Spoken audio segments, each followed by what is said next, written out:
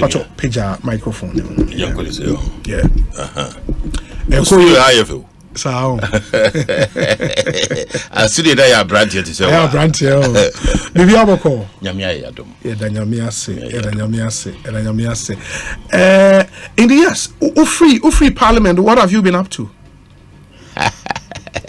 Go with you. Dominic, I didn't say all sorts of things. All sorts of things. You may be the woman is a me enjoy among yourself. No, I'm going to be one. My bahide, my bahache, my mincha. What you for or more show. It's Oko Global, Fitty, but it's the Abrosocra, Oko Global, the global chef. That's it. Now, me wo Parliament, na me sign Director of Communications. Okay. Yes. Into me free Parliament, me twice no so. You call about 2022. Yes. National elections. Yeah. Na me ja Sadi Brennan so. Okay. Eto ho. Se be ya ni pafo from ba mojamu no. E be ba die no. Na no achi no. Se se die madaji nyina no. Me dey share Alancha Martin for president campaign. Okay. 2024. Okay. And CCA yakasai. Sa campaign ho ana. Yawo. And I'm more CCA. But you've been with Alan for a long time, Mebwa. I check. Because I remember in 2007, how can the team know? Oh yes, our campaign. There be 2007, and I make late Alhaji Aliu. Oh, Aliu Muhammad team, no. Okay. And you joined Alan for the 2010 campaign. For the 2010 campaign. Okay. And 2014 and this time and so. Yes. But what is it about him? I didn't know. We're still loyal, sir, with him. I didn't. Me wajidi be say. Abibrimwa. Se yebe kwa yenimu a ensachira yebe baya brabom edomo a omdo mani tumpanyimfo so edomo omuto santen kotoaba so omugidie wa abato mu beka na saa mamuo no ede hoahoa ye ho atena yehia se yema empanyimfo bi a omoni dafom omo abin ehihye bi ho no yemo omkwan na omuso yemu omuso stia no na omde yakoyedim na bibia na de meka ne say how bibrema emma yentum pontem ene say de yedie de yefira de yedam ye bibia ye bia no enfiri ye ho enti yentimi ntwa ye ho na bibia ba ye botom ne de asiesi ye ho ebiri bia jesi ye kwahwehwe bibi firi baabi ne ye kwahwehwe bibi firi baabi no na ehun sikasem edin if you say wonye bibia de abrebe ya no so ohihia ahohihia bi wom enti emma yenya abotre yenya bre emma manyosem na yeye no akoya ahoye a ne ani brinkiti o panyimfo ni di esika se ni if say mfaso ankasa wo se yenya free ayinum no nhihye ne da honum no emma the benefits of democracy are not trickling down yet. If you say you focus no any dear me can say producing Africa and consuming Africa. Now, Chiramatin, everything. He has always been the one who is nurturing Africa, producing Africa, and trying to expand structures to create Africa, production and consumption. Who shall minimum free Empretech. Okay, we're a beneficiary of our scheme. I was trying. Sabrina amena me ko na protect for no manage scheme bi na friend Fusmed.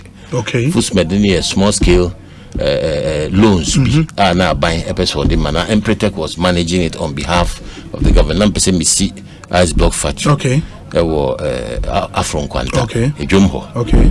So nim ho. Afron Kwanta. Kumasi.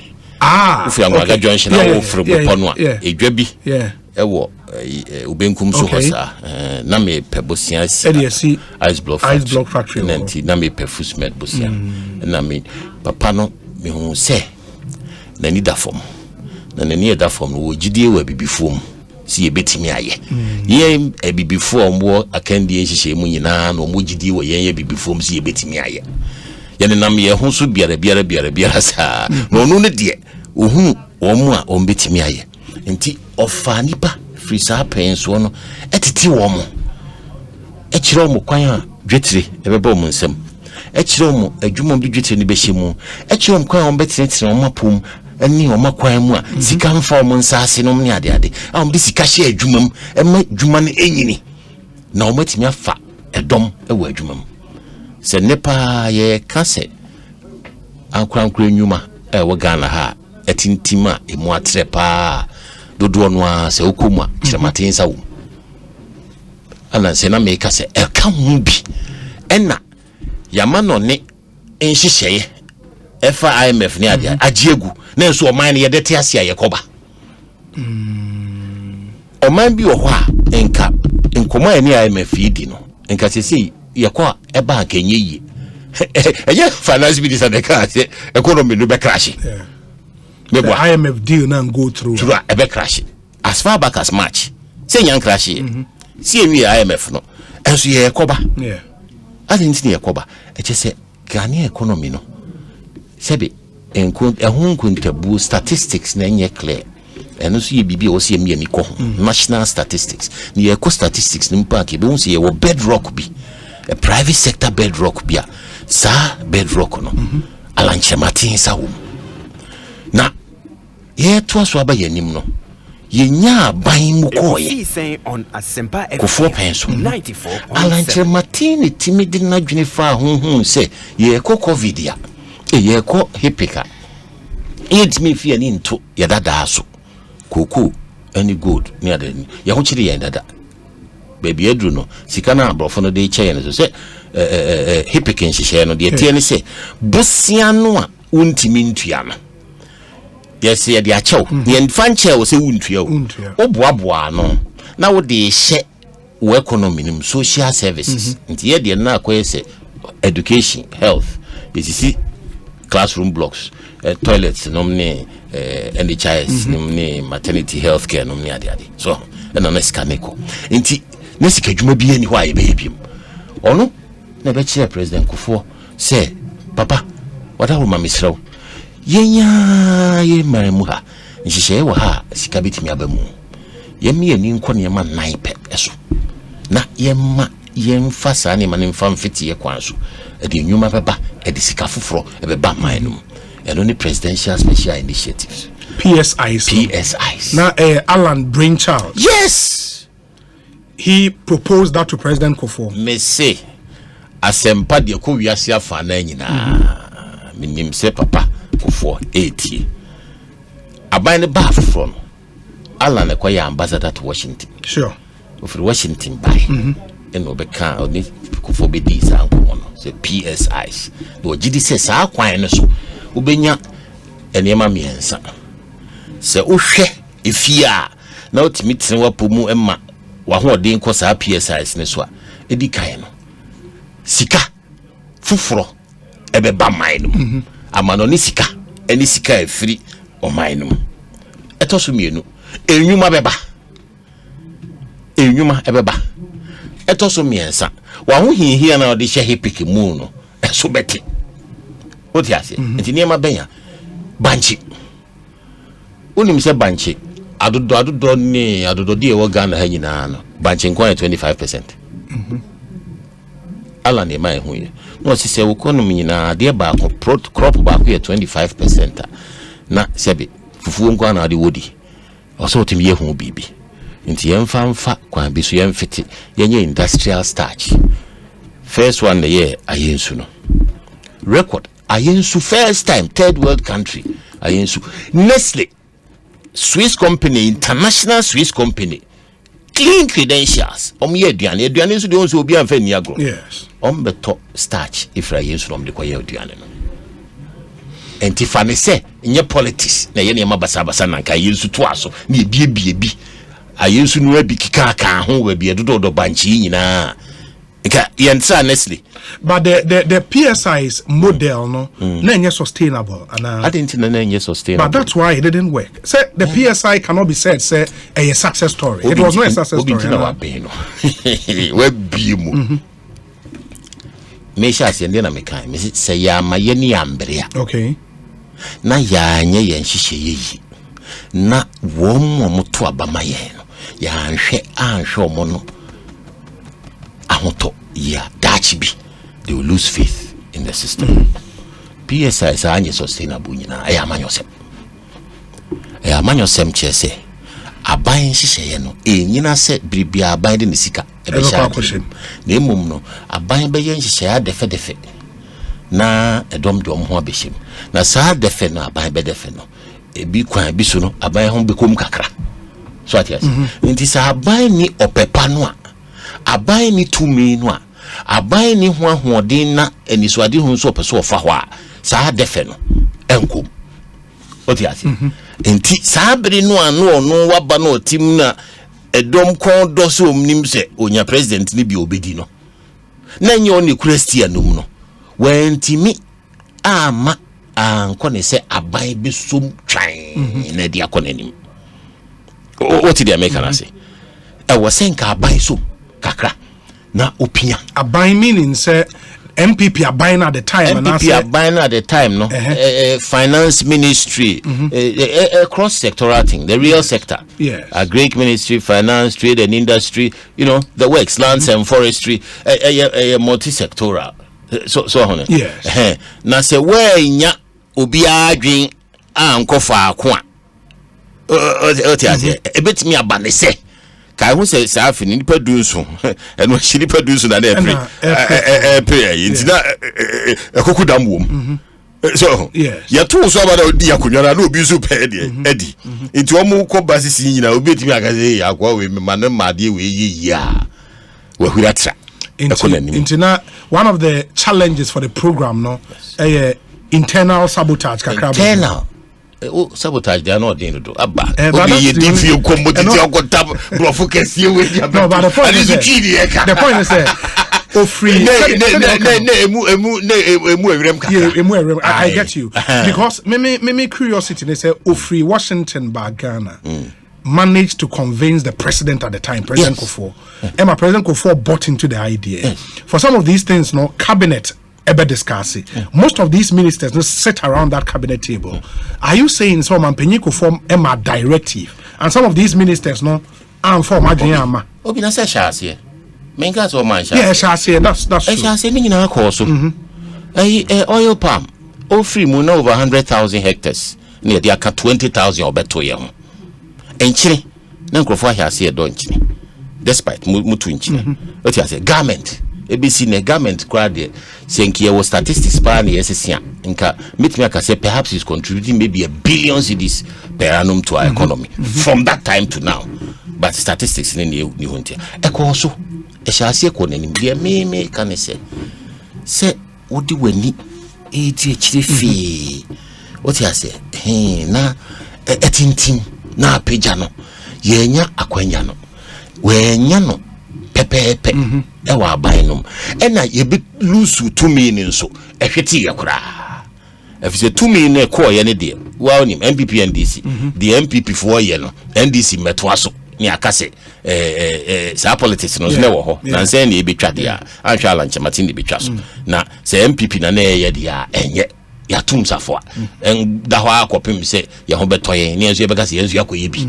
ene se ye no apu ne ye be ye enso ye be ye foforo me akase ye enso ye die ni enti PSI no sa time no senki timinya eni brimba ne ko so a sa ne ma nan pe no enkene arguably Kenya between 30 to 40 billion dollars a year returns from those things achire maten kas ye nya ne sa pen so no ayentimi am ye nya ko no Indonesia, Malaysia, on oil palm free. Now, see, they are doing 20 billion a year from oil palm, various products. A year, $20 billion. Not Malaysian money, not Ghanaian cedis, dollars. Yeah, but his critics would say, under Kufuor, when this whole thing started, a minister of trade. Yes. Mulusu power in 2008. 2017, you came back to power. Nanadwa Anyana bro, he gave him that same ministry. He could have gone back to revive all these things. Why he's expanded it, Kra. Ayensu is no more in operation. Oh no, he's expanded the concept. They say, say Oshe 10-point strategic plan. No, GTP no yeah or they banwa it's all incorporated.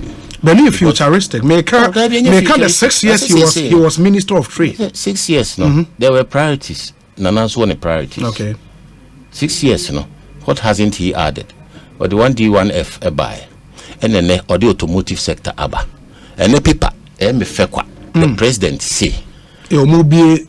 Assembly plant. President say it has potential to become what? Headline. Ghana to become automobile hub of West Africa. Alan has created space, opportunity for us.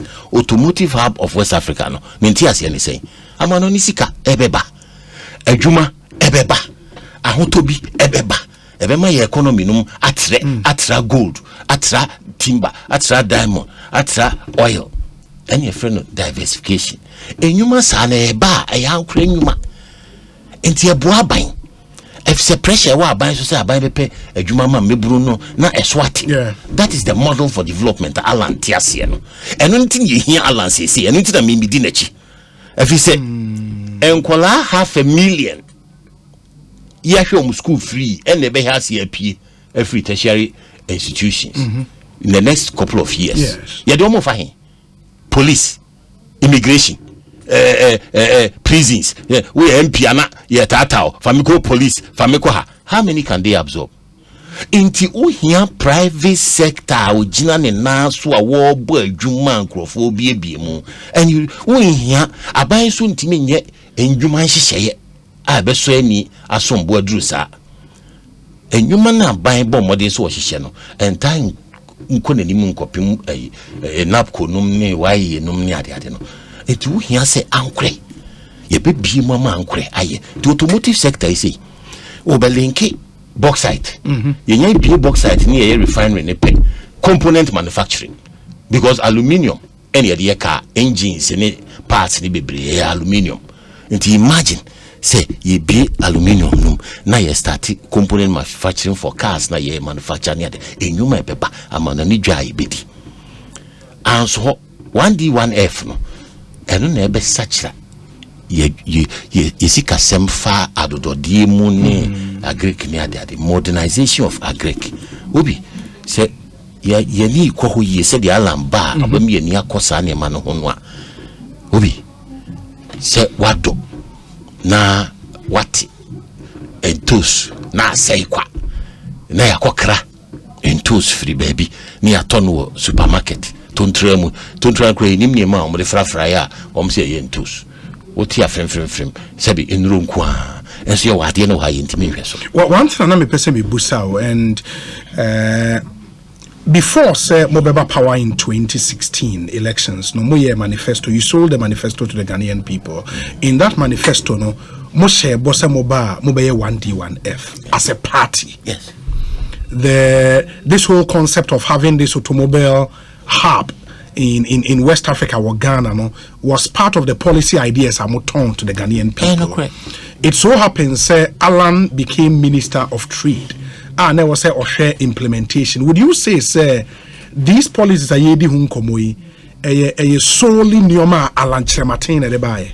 There be men kanesa and so say they also work on so no entene assembly. Okay. Because Bruni see there is conception. You conceive. Okay. Conceptualize. Okay. And then you shape. Okay. 1D1F you be the conceive in Alan. Yeah, they share as Minister of Trade. Say a party policy. Yeah, but he conceived it for the party. And sold he's to the part party. Of the party. Okay. What you say? He's part of the government. Sure. And he's part of the party. So preso beba be dia de nanim dia. Na nkyere se on kan ban na ho. Efisa aban na nhihye. Aban na wadi mu frikofo penso bedru na. Eno ano nso de ye den. E de iko nanim. Papa e wo mu no o somtwe. Ebi wo ho a ba wo horo ho kakra. Ansa na odi ono anso na ni so ade hu aye den. Abeka ho. And he's part of Abino. Obi anyhow wakase Alan Kwane ye bibi no anye bibi. No the conceptual frame. For example, after African Continental Free Trade Area, Onwa Oka Asem no, and he said it in public. Ye free Abimo 2012. Ena EU. Yeah. E share no say onye nhihye enhwe kwan ye fa so a ebibrim ha ye betimi di ye ho ye ho dwa. And what's nazi? no yen hye ya na na mo na abewie after a year after no so na ne tiri nkwa wasa be Minister of Trade and Industry and we gina no so esan lobby ya na na do mo lobby ya na the headquarters na dey Abagana. He conceived it, he designed it, he created it. Once you conceive it and you move forward, you're in a certain position, you bring together teams to do it. But the conceptual frame must be there, the vision must be there, the force must be there. And also been a career vision. He is that force. In the NPP as a body corporate and accept say 1D1F ye brainchild of Alan Chematin. Say Oma accept here. Na party so Omo nti the dom ehwehwe free Omo ase. Okay. We have a joint leadership responsibility. And they can say you know Omo kika say NDC be win NPP we be ni Muhammad di animo ye be jai we na kwa be ye no. Yebusa ye ho say hwan ye to abama no. Sisi baby yadru no yeto aba man de odi kan no ana yeto aba maku no. The two are equally important.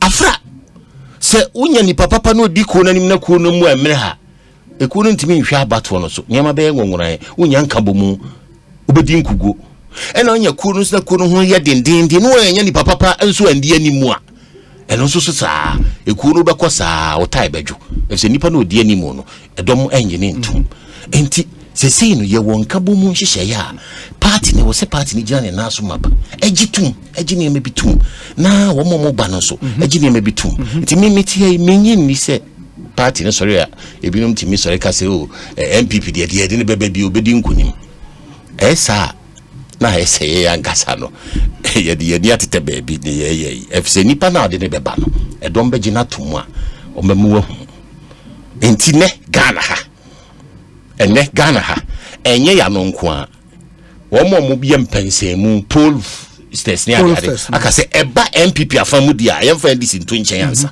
NDC for ebe bom so eba MPP afamu dia edom wo Ghana nyina dodo no ase Alanche Martina ye de ne ba on beto abama no. Oh really? Oh, global info analytics. It's nyamina maker ye call grounds ye hu yako 16 regions ni nyina ye hu campaign team no. Yes, ya chini ya campaign 16 regions ni ya yakochia hemfo yakochia asofo ne muslimi sarki nzungu nyina yakochia sebe emma omdidwa edwom ene ya chia party executive regional executive committees ne elders ne ade wo moto abawo super delegates ya chia wo nyina sitri ene media ayen hyiamu media te se wo uko outside Accra serious guys omo eti console achi omo producers ni friends moderators ye hyehyia omo nyina na nkomo no ye diko nyina ne se omo hu se bibi wo misachire matimu in Kenya bi wo misachire matimu a ye de ne ba Ghana for dodo na beto ama no enye se MPP nko enti MPP ene die be yi no eno nka bom ene be me yedi nkonim me what this personal question me person me busao and it's you said in 2007 Sena Wudi Alhaji Aliu Muhammad the late campaign which you were a spokesperson, right? Now you're a spokesperson. And I know you're a key member of the campaign. Of staff, eventually. I would want to believe, sir, the decision to go support him, for some reasons best known to you. Aliu Muhammad. Oh no, I'll tell you right here. Now you're in the office. Oh, now you're in the office. Okay. But so yeah, not doing say. Obe pribino. Na mesisia. Me trabrene said the kika kono. Me kase me job kwa emwa. Okay, meaning say it was not as if say you believed in him. Now it so happens that we are in the office in tea. I believed in the party. And then him says I bring he has said me boa to help the party. That mean him say a boa party the image. Because my natural follow-up question would be, sir, if you believed, say at the time, now or no as vice president, can take over from Kufuor and lead the party, why are you against a certain vice president now leading your party? I didn't tell. If it's a principle, I'm not against a vice president taking over. I'm against a vice president taking over by right. Is that what you see now? Yes. What is here? Say said ye ekika kono. Nti o se party no nso no etigina. Efi se vice president ope ade ni bia MPP mu no. Efi tete ye nhihya ya hihye nka vice president wo mpere ade ni bi. Wo pere kra na wo de wa hoden. Ye mfa nhye wo nsa. Efi se vice president di bre no ye ntoso aba.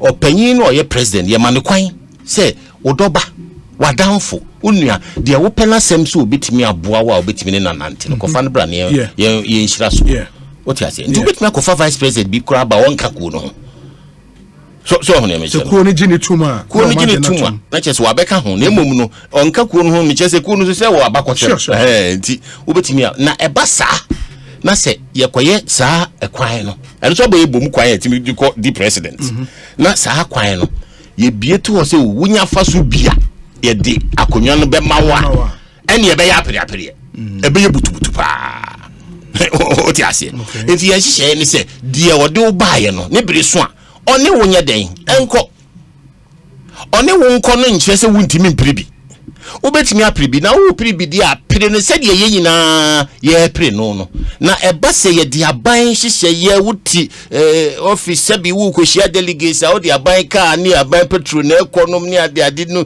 na o venue aban na etua kanom ni ade da chese aban de wo hye edom so yeah but the point is eba se aban frefre aswafo ka che omo se wo mo mfrefre wo mo to aba esi ahene enkasa nkyere omo se eduru so na aban ne pewa na eno nso emwa ye nhyeso saa nhyeso no ekuo ne ngintum eno ntia wo se kuo no so tigina wo se kuo no hu na ekoso no se kuo no ni aban ne hihye ho no omo ye saa nem no se kuo no pese ye gini tum na onya enisoade hu no bi onya buo bi ewo ye nyina ye ni so a wo se kuo no tigina efisese de maka no ekuo no ni candidate na eden eko ya twam bia na yetoma ekuo no nko a obi ade ne beba bia ene ya twam se candidate nko a betimi de akọ yemire ne eko nti ye wo se ekuo no ye ne nhihye na obi agi etum se ye beto aba ne bewie no de obi pia afiri mu no eye ekuo no adwene pepepe one thing ya ene se so we incumbent your advantage incumbency disadvantage, and the disadvantage near the baggage about with the administration as a vice president, a key member of the administration was also as a baggage, you know. In much the same way, in much the same way, you know, advantages be a way incumbency, you know. I was in the panel enjoy, and they say, "Oh, two coins or baby." The force of the state will be behind him. I mean, that's the benefit of being the incumbent. Minka say, meneno. Near one when ya what if one say the day say the true. Me cast a minute. Okay. Dear me can say a bino mon fana more den tranco when a party for a buy free party for.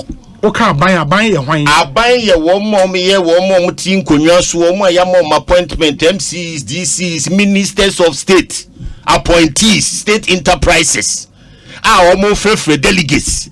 Ehuna wo mo se wo menye kyerematen wo ye hu se oni kyerematen ba wo ne nanam hwe hu ye nyina ye to ama ba omia eni atra ama party executives including regional chairman eye campaign etia party ni hye fili open campaign na wo hu ya na open campaign eno a party ne ti ho so efise yom se sa na aban ne pe ebi kura na mampanyi kura on pesa onto nanum tuo sa mampanyi wo gi akonwa no osi na chi no ala ne bedi tips no bohwe eno megina ba bia anka se me ka sa no masan machi matwe mano awofo ka 2007 declaration yes osi sa na dwen afiso me ka hwe nkyere yen ompie ma be ka hwe nkyere nti se na me delegate de nanado ka kire me sa penso no ye nyina ye botwi kodi na chi no ne bra so a woko no sa ne ye nyina be botwi akodi ala na chi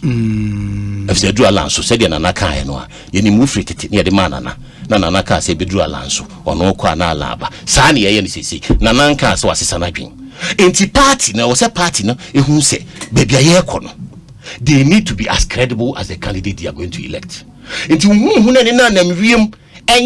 and say super delegates, you know, and shall be BBC and we been 80% psychological war. Saint Yan Fre super delegates, you know, can be bingo masum na album no cry my says here to way ye kotwaba ye who album you who say your issue cards.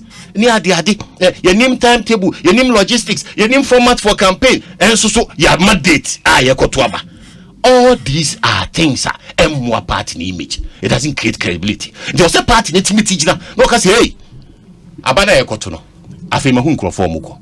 We have an interest. Ya be paying 2010.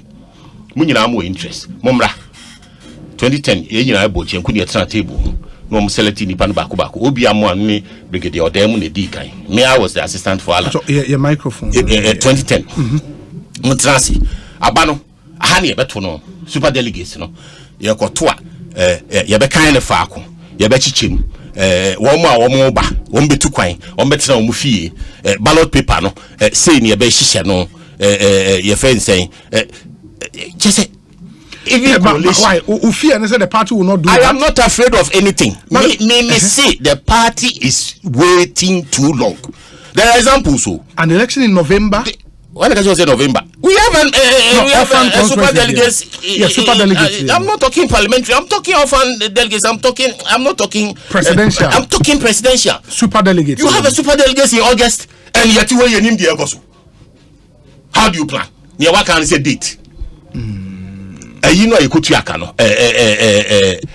Album no. Some piska you could yakano. Oma printy. Number 2. His Excellency the Vice President of the Republic. Eka so bitu yaka mo print cards no. Omayana. Don't we deserve this information? How the entire thing will be structured? How we deal with delegates, super delegates? You better no fako, and I better you fear to. All those matters not necessary. But when your first time apart the mobile super delegates, why are you making it seem say something new being thrust upon the person? If he said. Afibia need a woman. Afibia need a woman. Okay. That dana ya no. Mon frère na mombo ya man yes sa na be no. Sa dada no na abefu ne makura eniho. Sa abre no ne yegina ya naso ya kan baako na ade asa ne aye. Ene obitimi bɔ no to yeso si e be bɔ no electronic say de kra yenim. Ene ma sisa. Obi na ete sa dada kra wo frère na aye de. Eye buo kwa. Na make say wo ye party a Darucha party. But see, no more fra me patch because omumie nomination in whom call for a peke from omuko work the omu the omu frɛ no yeah women delegates for obini the omu the omu frɛ no ma ye party for fili omu ne nam Greater Accra ni other regions omu to nwom say asmesia na edi na chi the omu the omu frɛ no they know who is running and omu timi frɛ om why name Ghana say o frɛ VIP or Kahobi. One name is Alan Rani, one name is Kennedy Rani, one name is Boache Jako Rani, one name is Yogati Rani, one name is Preku Rani, one name is Kutu FEA Rani. Why name? What you my political party cannot take decisions based on assumptions. And okay, you say taking decisions. You are consulting. We are talking credibility. And let me finish developing my thoughts. Okay. This is the Roches Party. Okay. Clarity, democracy, fairness.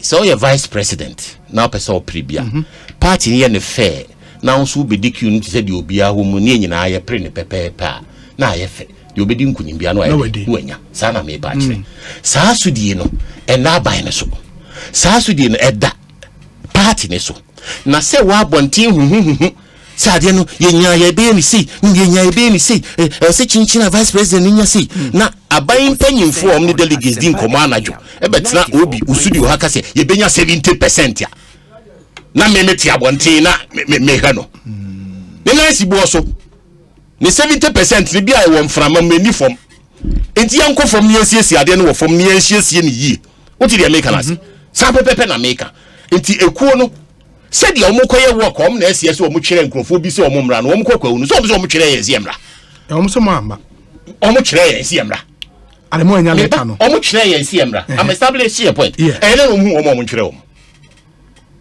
sa omunim leading members of the party. Thank you. It is any part of Chiro from the Antanasi, near consult. Say, Abana Yakotono, the Edrun, say, Nanka nomination pencil, Nanki a frame, near who say, wow, file nomination, and so bring it here. He said, Muna Matias Mamoya campaign. Nti sabre no beduru ho no so logistics near there na boy so kara nti ye pese why na betimi aboa why na wo printing press why na wo we na ye fe so ye nyina ye ka ho ye be ni say mfaso wo so ni say party no wani mate hwan obi enya gidie wo mu say ade na wo ye no emu da ho fe say ye super delegates say ye nti me banam ka so super delegates anyema ma hye de egu akwam ni medi nkunima na ma gye atom na minim de ekoso na se minim se obi ti abonten kasa na anadwo oni delegates kasa e ma delegates friend me ka chem se asemasi afren no better radio so kasa ye benya 80% po no oni sa delegates ni ko boy na minim no na me di ahye me na se na me ti wo hwemo it won't happen obi yan kan nokran ne say the party must sit up. This is the Roches party. He's a big example. The party general secretary, the party chairman must sit up. The party must bring a round table and conduct the super delegates conference transparently and in the open. We should all sit together and set the rules. Yenina yen trans in set rules. Yenina yen trans is say obi ani obi op president Teddy. MPP no. Muni mu amukohwe EIU se Chiramatin wasi from obedi nti anya kwara refre Chiramatin bia na vice president why busy ontimi nyine ndi men frɛ no besuma frɛ Ken frɛ wache jako frɛ Jogate afiri yakoto apreku dia de frɛ wom efekwa hunu ni emrase yesi no a ahia ase koso na de ani bre ni kasa ntwie ni kasa fin ne ba no emrase but the point is obi a obeka kasa fin because of sadie we would the person be fair if the party should tell you say again say they work and we a Darocha party.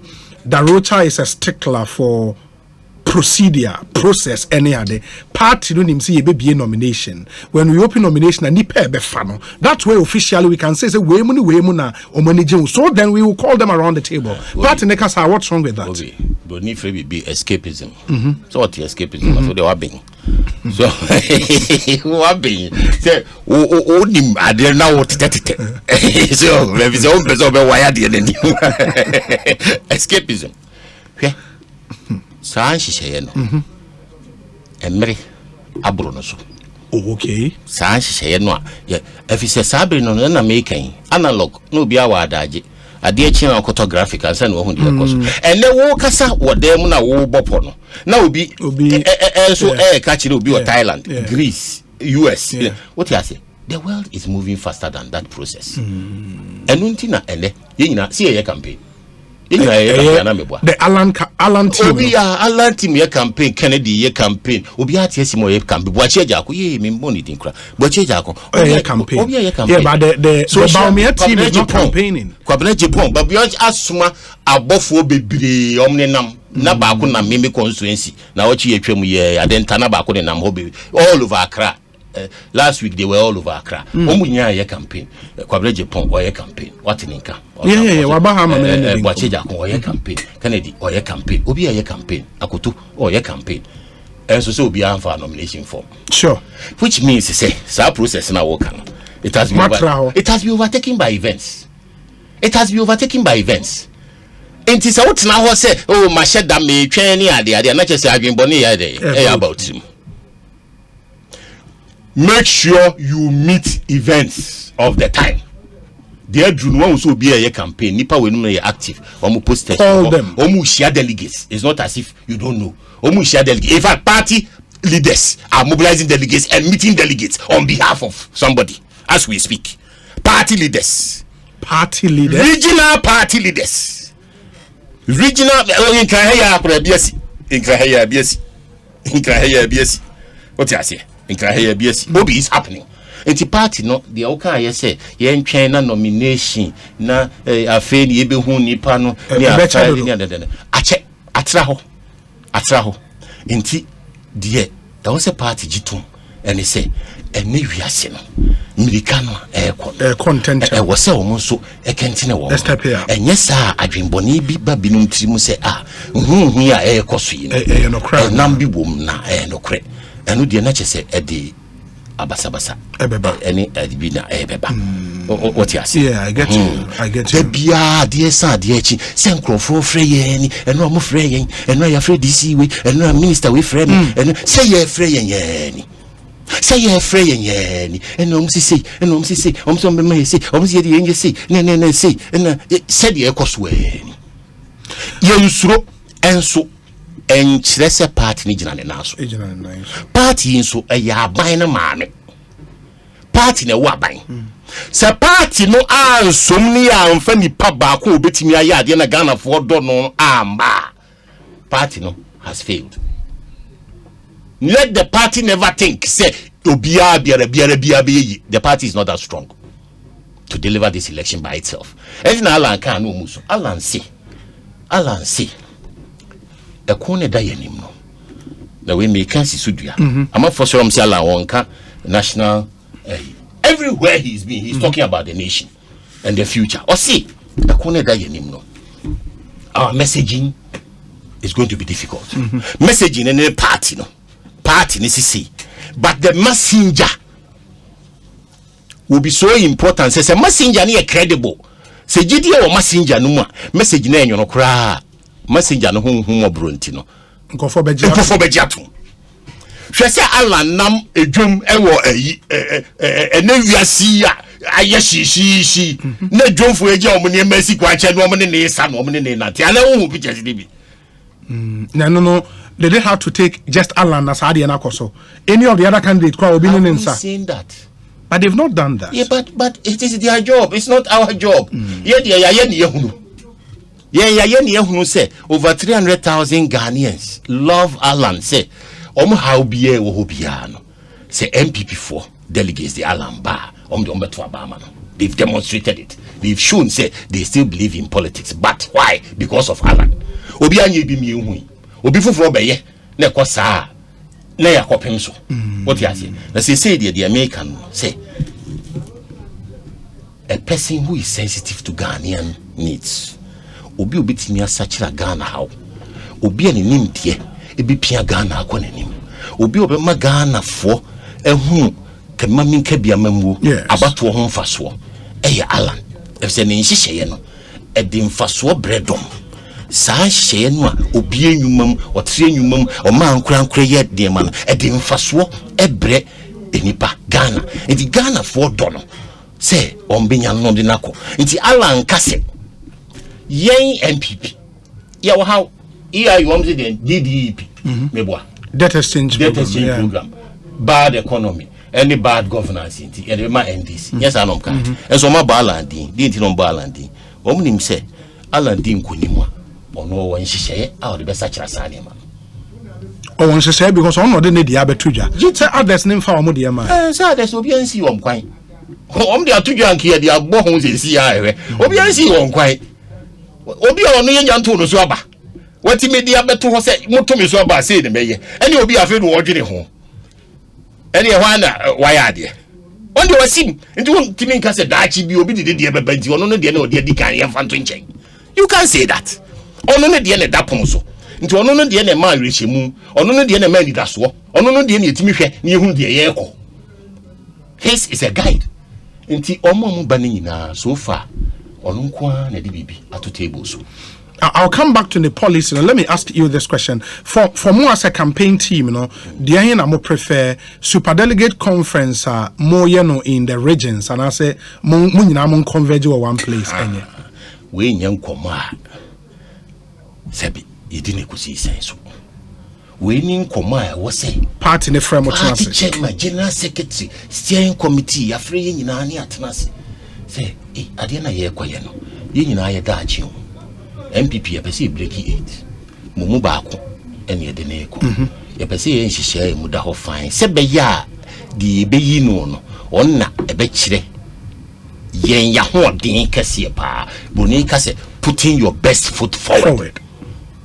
And if we want to put our best foot forward, ya frame let's have a transparent fair process. Ya so di no ya maame munyina ye ma ma me tie aduane na hye obia no pepepe de obetimi adi ni de ayekese ne one ye de ne ekọ oti ase ya fa ho adwen oh ye be no if ye be na bonten ye be kan no see ye be ye ni see ade be sa ade be che ye be didi ye nidi ye be num su ye num su ye be ye de krata be ye de abefo be ye na ye di sa ankomo no enwoma ye de koye abom enu ni aha wenchu enchi kakra wo ho aha de ye siesie aha ye si enti dipadom ekoto aba ne nie ene da ho no ye card foforo ye nye card foforo card no obi anya hwe uni bi anya hwe even parliamentary qualification even form on be no unim say Zaneto cases ne Yabua cases have changed the qualification criteria for parliament. Once you are a registered voter anywhere, you can file in any constituency. So Yahweh.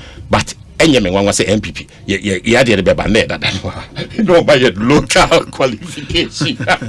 Yeah, because NDC4 implementers had it. They are implementing the general one. Yeah. I'm just showing, say, Eboa. What you say? Inti Obi. On the economy, Alan has made serious about debt. Okay, say 10. Okay, 10. Yanti Obia principal so 10%. Yema interest rate 10% over 10 years. Okay, that was his position. IMF was waka. Now see Ukra waka was in Western region. Was see ye na ye na wose ye na ye mfiti dwuma yia ye hia se be ko IMF bim IMF 17 na ya ko 18 na ya ko no ye duabo se ne na namu ha ani oti ase na campaigns waka o se message no enyina party ne nkoa ye tete de yaye ani de ebeye party nkoa ejina de ode asem no nso ko no so enti wo se ye hwese ena ahokyira abai ena EIU aka ne trase sa ahokyire inti ebekọ NDC ho no yebeyi obi agana fo beka se dabi we die obetimi die akọ bọhya asase so oya aginkwa into on the DNPP anim dia ye ntoma no enso waka what you say. How do you react to omo aka say na oye part of government and he abandoned ship when Newmamu Eyedin? He is still part of the government. He is not. Why not? He's part of the party and not part of the government. Oh, well, he's part of the government to the extent, say, his record within that government still stands. And he's going to use that government's record to run. Not just this government, but the cumulative MPP record over the time. Alan hasn't abandoned ship. What's name my staff level agreement in UA? Anamebwa. Go back to all those meetings, staff level agreement, and ask who was sitting in the meeting. At the time, and then the supporters, could give you up. Alani, na ubo. He waited to the very last minute, and son Obe set in up. If he said, "This is the last year, 2023, and the year be yanshishe." Na Sabi Obi, Nooks election cry. Nyada kurona. Sorry, say me pe. Obe pro, Obe buano, Obe chini, Obe buadom ano. Oyabre. Oyabre, what mean trabai no one na da krupe kasi abo pia no asori o se me muni machi ho na beba e wo so yen hihye o so siesie ne ho enti wasom aban no edru da na wo se o de to ho na e de atwa to okra no oba na obi siesie no wan ko sum nso okrai o twere krata fefefe o mampanyi masom wo de wada ho ma me kwan na me nso me kodi ma de yachi no mampanyi se mishrawo Jojo was on me fepa. Yamin shroud. So one some no yeah abandonment and come company have no crime and say Jojo no assume. What you say? Yeah. Oh, yeah, and pity movie so no ball or mining in our money. Broadcast say me dibra to honor. Dear me be yam or mine and tina me dibra to honor. And no chino no santi simu or santi simu no akọ mine who in a shia meet greet. And inform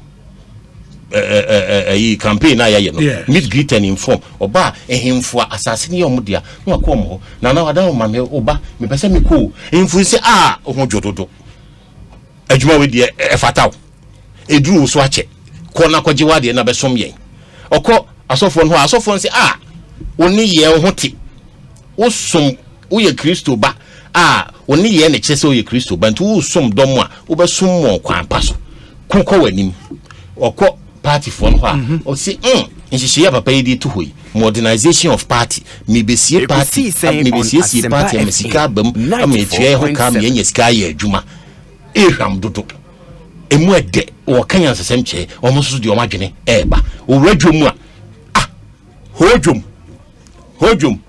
omu zala no mani aji no majom no mu sano oni ala ndem de ba e beto ama no omu ka twi omu ka nwura kasa bia meti bi ho omu nyina ni gie kwa so se e beto ama no oti ase to de ne ho akọkire akọba ama ne ama edomo mo Ghana any party fo nyina atenenka afo aso se MPP delegates de ne ba ebeto aba ama no.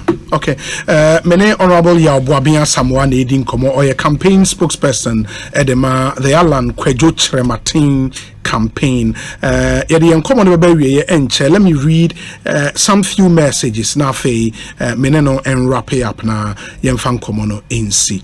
We say Obi, what happened in Accra last Saturday was unprecedented in the history of Ghana politics. Alan Chrematin means a lot to Ghanaians and the ruling NPP. With the GTP agenda, Alan Chrematin is the automatic choice of the ruling NPP to break the aid. Rain or shine, it's Alan's time. The NPP's tradition will always go on. Kujudum ewo ajomakon besianse and on the way are praying. Obi, kindly let Honorable Yaw Buaben know. Then candidate Akufo-Addo didn't get the flag bearership on a silver platter. Alan contested and lost. Same way Dr. Bawumia will contest Alan. We, the delegates of the NPP, are not zombies to be pushed to support one candidate. We are only praying no candidate resigns from the party after losing. Nanam Ponsa Bediako the way I bring. Yeah, Nanam Ponsa. For everybody. Oh, okay. We say, Obi, you can clearly tell the nervousness in YB's voice. He knows that his candidate will lose the upcoming primaries. The DMB fever is all over the place. Hashtag BMW for 2024. Well, this one says, was it? Bawumia must wait. BMW, you know, Bawumia must wait. We say, Obi, I find it contradictory when lawyer Asamoa believe entirely what President Akufo-Addo said in 2007 in respect of Honorable Alan Chrematin succeeding him. If so, why did Alan continuously contest Nana Addo again in 2010 and 2014? This is what I call panic campaigning somewhere in Equiapim North constituency. We say, Obi, for the after, Alan did a great job. And anybody who's paid attention to intra-Africa trade will always give him his flowers. But my uncle YB can never convince me as a student of economic policy that PSI and 1D, 1F have all been successful thus far. And Nipakona and Fanny Anka. Okay, I'll say Setre Ketchery and on the way about Setre Ketchery. Thank you so much. Let me see. This one says, Obi, kindly wish my nephew Jeremy Ansa Jr. a happy birthday. Eko Jan and anyway, Eko Jan, good afternoon to you and thank you. This one says, Obi, the same. Okay, YB, who was on radio some time back endorsing Dr. Bawumia as the most effective vice president of the Fourth Republic, is today telling us to vote for Alan. Dr. Bawumia would win the primaries. Easy. Kra. Kamal Amasaman Bruni and on the way a brain Kamal Edase Papa. This one says, Obi, please tell Honorable Yaw Buaben Asamoa that Bawumia would be the right man who can canvass more votes in the grassroots base, mostly in the northern sector. Lampre King Rashid Eddie way a brain. Let me see. We say, Obi, the energy of YB this afternoon in your studio is amazing. If he, okay, that's not necessary. Okay, we say Obi, YB is a solid man and all his analysis are on point. The party must conduct the super delegate conference transparently. The alarm camp should name anyone who is threatening any delegate. Finn was Shy Hills and Odiweyaba. We say, Obi, you are not being fair to the NPP party. The NPP officially has not certified any presidential candidate. So who should the party call and have the said meetings with? And I just asked YB that question, Emma Uyi, and we say, Obi, so Kwekwedu, thank you. We say, good afternoon, Obi. The way these people are speaking against Bawumia, wouldn't they need him assuming they win the primaries? Harisu, Ewo, Achimota, and all the way. But Obi, please tell Wafa that every member of the Alan campaign team can panic, but not the fail-safe of the campaign. Vincent in UK, thank you. I hope I got that word no right. Good afternoon, Obi. Please tell the Alan team members not to be afraid of anything. If they know they are doing the right thing, they should try not to repeat name withheld for some reasons. Or say I'm from Adeso. So why do you withhold your name?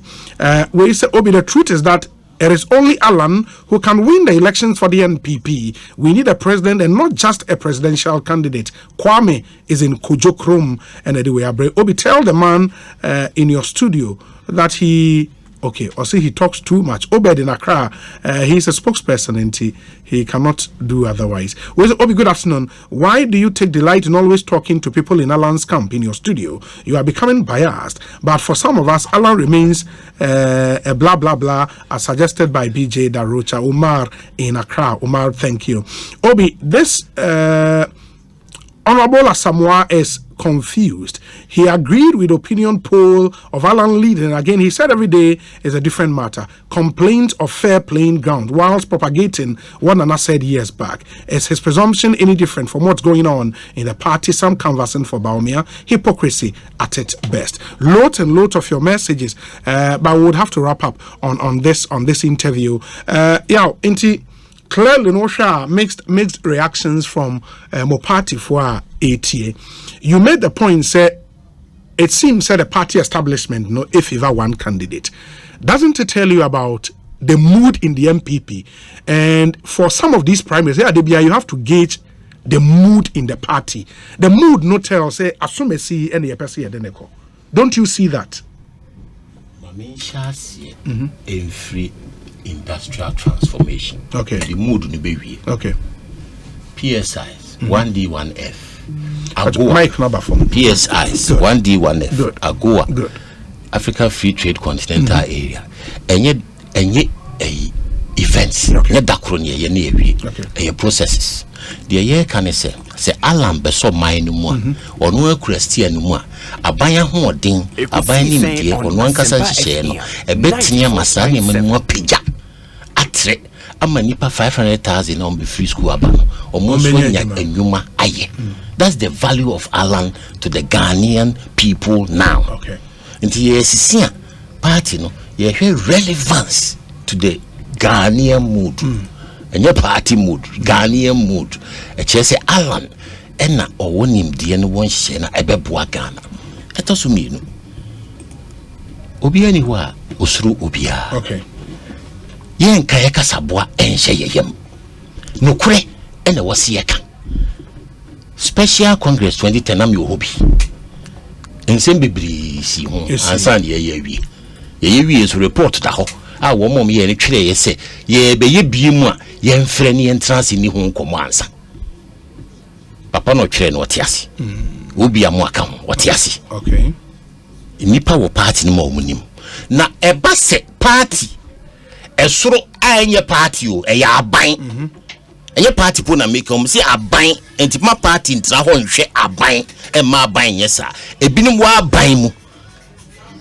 Me can say president nso me see aban ne tre aban ne wo aswafo appointees ne ade na saa nipa na aye omo se omo so nye omo na do so bia ho omo no dodo na ebeko super delegates conference na aye omo se omo betimi a kire se omo de omo akono de ni enti tumi no ekura wo omo no omo do hye party fo no so ama party fo na ye de omo pe ena me ka se saa de no omo ye no e wo soro ho no yade was a party no empanyin for reject simu no mo ye nhihye ya efe na emom no me nti hansuru se obi nto aba ma Alan me ka si suduane delegates conference no ebe yo mwanwa se Alan be wini super delegates hey yaw omo frɛ ya anajo yaw kasa dodo enipa no omo kasa no omo frɛ ya anajo super delegates na electoral college nipa 1000 no Alan be wini me se enye me nwanwa me nka so be wini okay enye nwanwa so obetime wini yes I watch my words okay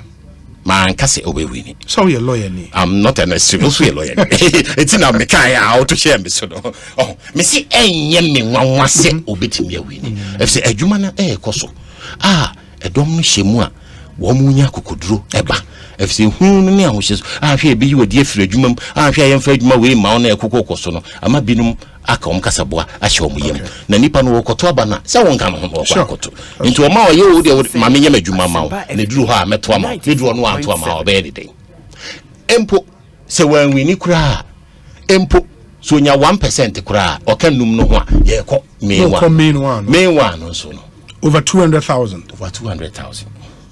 ko na ko busam ase ho mu ye journalist wo say easy some be ye sa na ma we bi muti ase say abefu nsem ne ade robots ne ade baba so ne ma bi wo ha e be ma mo so mo look sharp so this is a matter of public interest e dru be bia na mo so ma ye makika ka mo kakra nti Alan campaign yasim yasi ya buni yanam okay yen ani suade hu no ya botae ne se ye be page MPP no esiesie ne biem ama MPP na fa ne ntoma pefra ahyem kina ahye ye maame na mana ye adwuma ya hye ne dwa mana ye adwuma watimi ahwe ne ho watimi ahwe aban no ohwe ne ho yi na obetimi aboa doma no na yetimi adi nkunim ne ahwe aban no ye maame ba what you say ya ba aban mu nso a ye nim de ye beye ye hihye ne ye ato e friend GTP ye beye a ebema edom enya adwuma aye MPP fo ebeboa yen se ye di Alan beko amadoma to ama na edom dodo anya adwuma aye enti na MPP kuo no woni Alan na eko se wo ye wadwen se wo de wo ye ofie de na de o techremachi o de na wo ye ne fie a wo be wi achi no Ghana beja wo no na wo no if se niam na nke beto aso aye ebeboa ni nyina no ebebo o de oba no so be dey obebo na ye basa you don't seem worried about tag one so say moye a can party, and someone said that you have a glorious opportunity more than ever in history to change that tag at this time. Yeah, entitlement. It's a tag. It is subject to competition. How well has it served us? Does it give us the numbers? And election there is about numbers and consolidating your strongholds. What you are saying, and where the numbers are coming from, you consolidate and hold tight and try and enter your opponent's territory and bring more. You don't concentrate your strength on your opponent's territory. You concentrate and consolidate your base. Oh, stronghold. And when you have your base and you have your numbers in your base, you win elections. What you are saying? Into election I no and yet afefe de grofo bi say ye si an fenti ye ndane ma obi no de en kabribi atwam no ke ye ne sa Aliu Alanse Semba Aliu ye kwoto Aliu aba no 207 na me dem na esim that sabre na nye 5 regions na 3 regions esim ya na 470 delegates na ahwe abom no ma na be another 400 become if I say total of about 800 delegates are no mo sebi omo esimfo ana o ye muslimifo a ye de ye ne to so se on beto amaye na nke ye ya be ye esi ahene o ne me chena onya 147 omanto amano nye so omanto amane se omo ni akono se sirimu na ye de ko ne omto maade na ye omsa ye den edru no so a obetimi de akotumi mu na ye nana entine edru Alan so a ya fe ni e di Alan bre no aba na obebo Ghana no ye di BCC afefe de egoku no so a perfect opportunity to do what? To increase the numbers. We need to consolidate the numbers. The one you also consolidate. You consolidate and we will win the election hands down. Na emrepamuno obi a oka ho bia no party na se etre no ya tena ban mu ache no no so nya ne chance. This is not the time to attempt to respond to a side issue. Say party na fe de no ne ade abana ye kwoto no Mate. Enya fefe de Ghana dachi. Enu nti na yebo party ni koko. E wo se party sorry tenase no siesie ne ho ye no hu se Ghana form fanche no. You've not been impressed about your party leadership. So far as the handling of elections is concerned, no, I'm totally disappointed. As far as handling of elections, here, bay. Say party now when you're sure. And I'm talking about the election management process. I'm not talking about party, no general. The party is there. I respect and I adore that party. But in terms of election, managing elections, you've not been I don't feel good. I don't think we are moving in the right direction. Very well. Mama na say yaw bibiania say the waka campaign no masim inti ye be science wedding komo bi we ko see sense ne higher Sempa FM. We've done some 34 minutes after 3.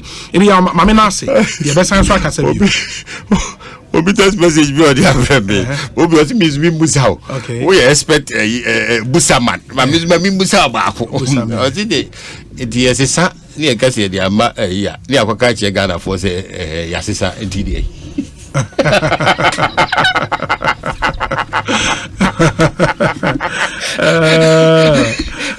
That's a good question.